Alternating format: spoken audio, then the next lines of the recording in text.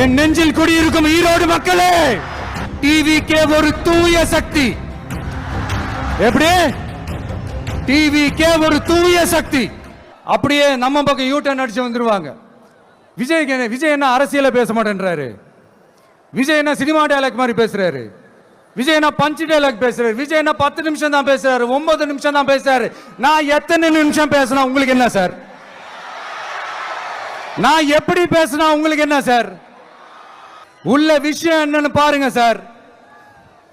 ஒவ்வொரு மாவட்டத்துக்கும் போய் மக்கள் ஃபேஸ் பண்ற பிரச்சனைகளை எடுத்து பேசிட்டு இருக்கிறேன். பின்ன அது அரசியல் இல்லாம வேற எதுதான் அரசியல்? உங்களை மாதிரி தனிப்பட்ட முறையில தரக்குறைவா அசிங்கமா பேசுறதுதான் அரசியல்னா அந்த அரசியல் நமக்கு வராது. வராதுன்னா நல்லாவே வரும். உங்களை விட எனக்கு அது நல்லாவே வரும். வேணான்னு விட்டு வச்சிருக்கிறோம். அப்புறம் உங்களுக்கு நமக்கு என்ன வித்தியாசம்? காஞ்சிபுரத்தில் நாம பேசும்போது இந்த மாதிரி உங்களால் அமைக்கப்பட போற ஆட்சியில நம்ம ஆட்சிக்கு வந்த உடனே என்னெல்லாம் செய்ய போறோம்ன்றது சிலது சொன்னோம். அதையெல்லாம் தப்பா புரிஞ்சுக்கிட்டு இப்போ சொல்றேன், விளக்கமா சொல்றேன். நான் சலுகைகளுக்கு எதிரானவன் கிடையாது. மக்களுக்கான சலுகைகளை இலவசம்னு சொல்லி அசிங்கப்படுத்துறதுல எனக்கு உடன்பாடு கிடையாது. மக்கள் காசுல மக்களுக்கு செய்யறதை எப்படி இலவசம்னு சொல்லுவீங்க? அப்படியே செஞ்சிட்டாலும் ஓசில போறேன்னு சொல்லி அசிங்கப்படுத்துறீங்க. என்ன கேட்கறதுக்கு ஆள் இல்லைன்னு நினைச்சீங்களா? மக்களுக்கு ஒண்ணுன்னா இந்த விஜய் வந்து நிப்பா, இந்த விஜய் வந்து கேள்வி கேட்பா. இந்த விஜய் எப்பவுமே மக்கள் பக்கம் தான். அதே மாதிரி மக்களும் என் பக்கம் தான். என் மக்கள் மானத்தோட மரியாதையோட கௌரவத்தோட வாழணும். என் மக்கள் யாருக்கும் கீழே கிடையாது. அப்படி அவங்க கௌரவத்தோட வாழணும்னா அவங்களுக்கான வாழ்க்கை தரம் உயரணும். வாழ்க்கை தரம் உயரணும்னா அவங்களோட வாழ்வாதாரம் உயரணும். வாழ்வாதாரம் உயர்ந்தாதான் பொருளாதாரம் உயரும்.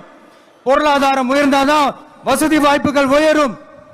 இதெல்லாம் உயர்ந்தாலே ஆட்டோமேட்டிக்கா அவங்களோட வாழ்க்கை தரம், அவங்களுக்கான மரியாதை, அவங்களுக்கான கௌரவம் எல்லாமே உயரும்.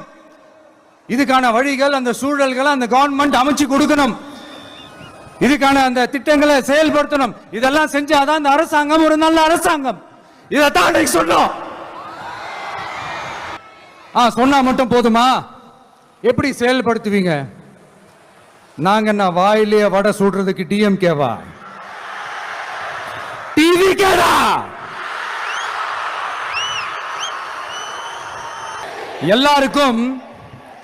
எல்லாருக்கும் நிரந்தரமான ஒரு வீடு இருக்கணும்னு சொன்னோம்.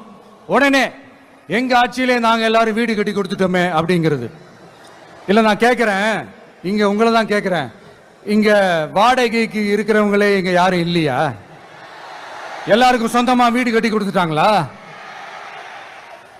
அடுத்து வீட்டில் இருக்கிற ஒவ்வொருத்தரும் மினிமம் டிகிரி படிச்சிருக்கணும் அப்படின்னு சொன்னோம். உடனே எங்க ஆட்சியிலே எல்லாரும் டிகிரி படிச்சு முடிச்சிட்டாங்களே அப்படிங்கிற மாதிரி சொல்றது அது உண்மைனா?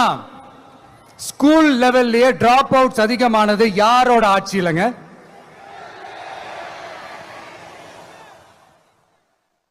பசங்க பிள்ளைங்க யாரும் ஸ்கூல்ல சேரலன்னு சொல்லிட்டு எனக்கு தெரிஞ்சு 207 கவர்மெண்ட் ஸ்கூல்ஸ் மூடினது யாரோட ஆட்சியிலங்க? இதுல கல்வியில் சிறந்த தமிழ்நாடுன்னு டிராமா வேற. அடுத்து குடும்பத்துல ஒருத்தருக்கு நிரந்தரமான வருமானம் வரணும், வேலை வாய்ப்பு கிடைக்கணும் அப்படின்னா நாங்க கொடுக்காத வருமானமா, நாங்க கொடுக்காத வேலையா அப்படிங்கிறது. எத்தனையோ லட்சம் காலி பணியிடங்கள் நிரப்புவோம்னு வாக்குறுதி கொடுத்துட்டு ஆட்சிக்கு வந்தீங்கல்ல, எத்தனை லட்சம் காலி பணியிடங்களை நிரப்புனீங்க? அட்லீஸ்ட் 1 லட்சம் காலி பணியிடங்களாவது நிரப்புனீங்களா? இதெல்லாம் சொல்லிட்டு மக்களை ஏமாத்துறது யாரோட ஆட்சியிலங்க? அடுத்து ரொம்ப முக்கியமா, பெண்களுக்கு பாதுகாப்பு இல்ல, சட்டம் ஒழுங்கு சரியா இல்லைன்னு சொன்னா தமிழ்நாட்டில் பெண்கள் பாதுகாப்பு தான் அதிகமா இருக்குதான். நீங்க சொல்லுங்க மக்களே, பெண்கள் பாதுகாப்பு இருக்கு? சட்டம் ஒழுங்கு சரியா இருக்கு? அவங்க சொல்றது உண்மையா? அவங்க சொல்றதை நீங்க ஏத்துக்கிறீங்களா? சத்தமா கேக்குதா சார்? இதுதான் ரியாலிட்டி, இதுதான் நிஜம். நம்மளுடைய ஆட்சியில சட்டம் ஒழுங்குல சமரசமே இருக்காது. அதனாலதான் இவ்வளவு ஸ்ட்ராங்கா சொல்றோம், தைரியமா இருங்க மக்களே. இந்த மாதிரி விஷயங்கள்லாம் நம்ம மக்கள் கிட்ட எடுத்து சொன்னா உடனே இந்த இது எடுத்துட்டு வந்துருவாங்க.